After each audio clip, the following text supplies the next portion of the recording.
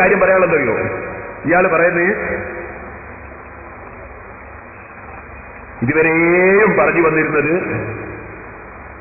ബഹുമാനിച്ചാൽ ഇബാദത്തായി പോവും, ഇബാദത്ത് അള്ളാഹ്ക്കേ പറ്റുള്ളൂ എന്നൊക്കെയാണ്. ഇപ്പൊ പറയുന്നത്, എന്റെ പ്രസംഗമൊക്കെ കഴിഞ്ഞ ദിവസം മൂപ്പര് വന്നിട്ട് പറയുന്നത്, മാതാപിതാക്കളെ ബഹുമാനിക്കുക, മാതാപിതാക്കളോട് നന്ദി കാണിക്കുക, അത് പടച്ചവന് ചെയ്യുന്ന ഇബാദത്താണ്. മാതാപിതാക്കളോട് ബഹുമാനം കാണിച്ചാൽ പടച്ചവന് ചെയ്യുന്ന ഇബാദത്താണ്. പിന്നെ അധികം നിങ്ങൾ നമ്മളെ പറ്റി പറഞ്ഞാൽ പോരെ, ഔലിയാക്കളോടുള്ള ബഹുമാനവും അമ്പിയാക്കളോടുള്ള ബഹുമാനവും അള്ളാഹുവിന്റെ ഇബാദത്താണ് എന്നൊക്കെ വിശ്വസിച്ചാൽ നമ്മളെ പ്രശ്നം തീർത്തില്ലേ? അതിപ്പോ നിങ്ങളെ കൊണ്ട് ഞാനിവിടെ പറയിപ്പിച്ചു. എന്ത്? മാതാപിതാക്കളുള്ള ബഹുമാനവും മാതാപിതാക്കളുടെ നന്ദിയും പടച്ചവനുള്ള ഇബാദത്താണ്. അത് സമ്മതിക്കുന്നതാണ് എനിക്ക് ആക്കാൻ പോകുന്നത്. പൊളിച്ചെഴുത്ത് നടക്കട്ടെ.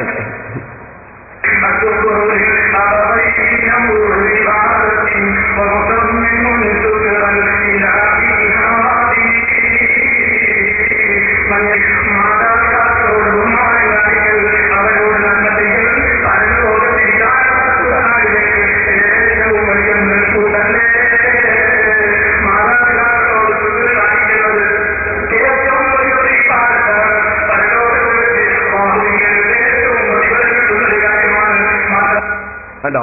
മാതാപിതാക്കളോട് ബഹുമാനം കാണിക്കുന്നത്, നന്ദി ശുക്ർ കാണിക്കുന്നത്, അതൊക്കെ അള്ളാഹുവിന്റെ ഇബാദത്താണ്.